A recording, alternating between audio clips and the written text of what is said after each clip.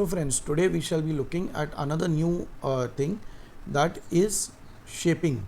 So let's take two objects, right? So first we made the circle, then we have made the rectangle on top of the circle. Let's give them some color just so that we know what is on top and what is at the bottom, right? And let's duplicate them.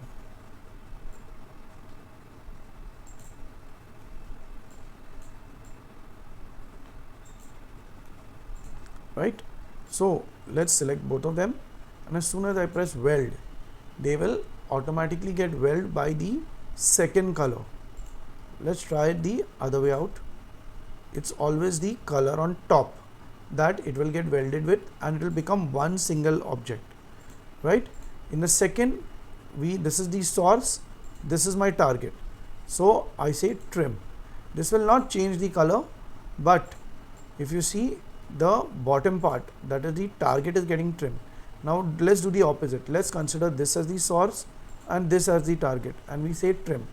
What happened is that the target, that is the circle, got trimmed. Next we select both of them again and we say intersect. So in the intersection, always the combined part is going to get intersected, and it will take the color always of the second or the moreover the front object. Next is simplify. Now what happened in this is that it worked exactly the same as trimming, but no matter what, when you simplify, the front object will always trim the back object irrespective of your target and source. Can you see? In this also, even though I flip the target and source, it will always trim the back object. Next is front minus back. So this is basically taking your trimming to a more simplified way, that you know that what is your front, what is your back. So when I say front minus back, this is what happens, but unlike trimming, your object will disappear. So let's say you want to trim and you want to delete the object, then this does the trick directly, and this is back minus front. Okay, the third one is create boundary. Now what does create boundary do? It creates just the boundary. You can see there is no fill, and then you can put any other color in this. So yes, it works the same as welding, but it leaves your two objects just the way they were. Next is combine. In combine, this is how it works. So it will always take the object color of the object you have selected second, right? So right now, because we selected circle first and this second, it will combine in red, but if I select the rectangle first and the circle later, it will combine in gray. So that's how it works. And then what happens when you break it apart? So when you break it apart, both the objects will become separate. Now this particular thing, you might be a little confused and you might not know what the exact use is. The best use is in text. So let's type something.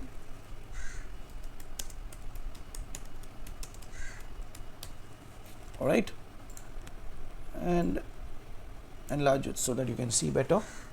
And I come here, I say Control Q. Control Q is a shortcut to convert it to curves.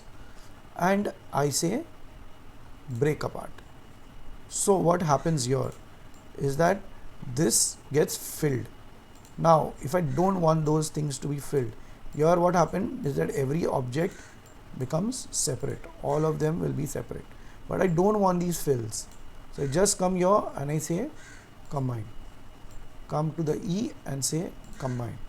Don't try to cut your work short that there are too many things here. Let me come here and say combine. What will happen is that all of them will become one object. So you will have to break them apart and work on them individually. So it's very, very important that they all have been worked on individually. So let's take 3 objects so that you exactly know how the text is going to work. And saying that, let's type something. Let's type this is how the text will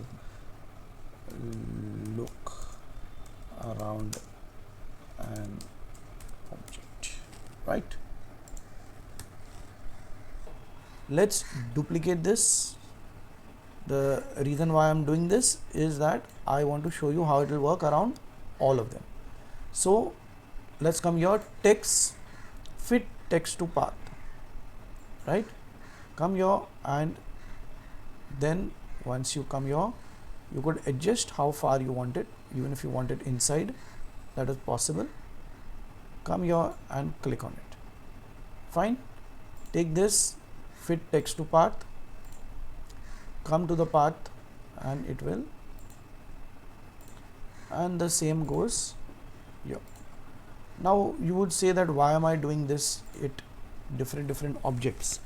There is a reason to it, and we shall see, right? So when I say come here and I say mirror text, right?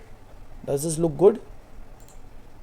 Let's zoom in into every object to understand how text will work. Yes.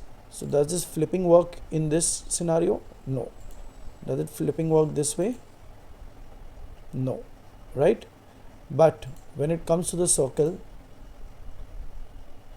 yes, and we do this, so we can have the text around this way also. Can you see how it's going? This is how the text will look in an object. So the object part becomes straight and it flips here. So this makes a lot of sense when you are working with a rounded object. You see this, in a sharp object it might not work to that effect, and this is how you can move the text slowly and move it away, right? Or you can just take this particular thing, take the shape tool, and just come here and you can move it manually too. So with the help of the pick tool, come to the red dot and move it manually inside or outside. Now what are these? These are how you want the text to be. Now let's say this is how the original text looked when it was there. Then I want it to go that way or this way. Can you see how it's moving around the object, right? Or you can go this way, or you can go this way. Let's try it with the other solid objects, yeah, with sharp edges.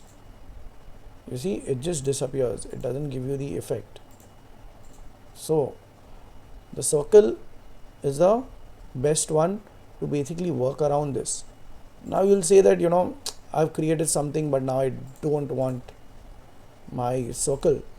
Fine, just come here, press Ctrl, select only the circle and delete it. But in this there is a shortfall. Let's say that now you want to make this smaller or bigger. You can't do anything with this anymore because it doesn't have a guiding source. So every you will be stranded. So till your artwork is not complete, I would not advise you to remove this particular thing. Whatever that you want to do, keep doing it. And worst comes to worst, if you just want to see if the layout is fine, select this object and give it a no outline fill. Okay, so in that particular thing, no matter what, you can yet come here and play with the text because you have your guiding circle yet in place. So that's how this works, and this is going to be really helpful when you have to create logos and things like that, where you want the text to go half round here and then another half round here. Now how do we do half round here and another half round in the opposite direction? So let's say we type this is my other text around, right?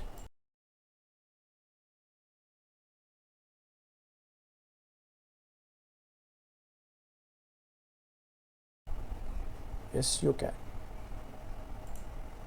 right? But they will all be combined. Can you see this? As and how, so which text you want to work with, you can work with one inside, one outside, so it will allow you to work around that. So you need not actually, you can just come here and with one object itself you can, you see there's only one object, with one object only you can have multiple text around it, and that's how it will work. But what if this text had gone round to a larger extent, and then this particular thing? So this is also very much possible. This is also very much possible, where you change the font size of this one and the second one and the third one and the fourth one, and so on and so forth. So that's about it. Thank you. Keep tuned, and please like and subscribe if this is adding value to your education of CorelDraw. Thank you.